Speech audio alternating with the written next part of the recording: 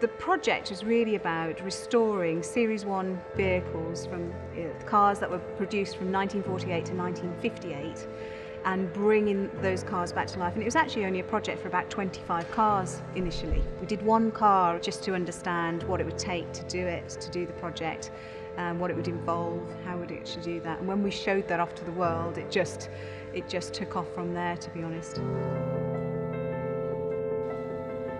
Some customers have a car that they would like us to restore for them, and so we accept that.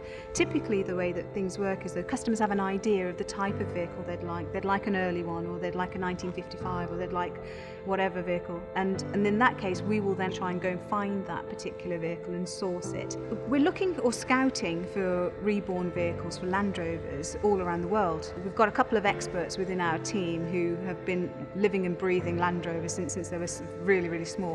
And actually they know quite a lot of where the vehicles are, and particularly in Australia, because that was a really big market for us back in those days. And what they do is they go back out into the outback hunting and searching for these vehicles. So actually we've been quite successful at finding these vehicles in sort of real outstations in Australia. Australia is particularly good because it's a dry climate, so the cars are preserved really nicely. We find them in all sorts of shapes and sizes, but generally, you know, the cars, the chassis are good, and from that we can then restore the vehicles.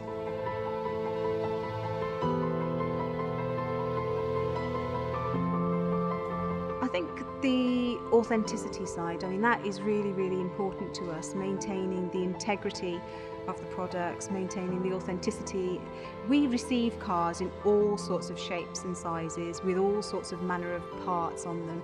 So one of the jobs that we do is understanding what we can actually restore versus what we need to replace versus what parts we can't actually get and we have to re-engineer. I think the trickiest part is making sure that we've got that authenticity, because actually it's about putting the cars together, but putting them together in a way that complements the way that they were actually built in the first place and really maintains that history and that legacy that they've got.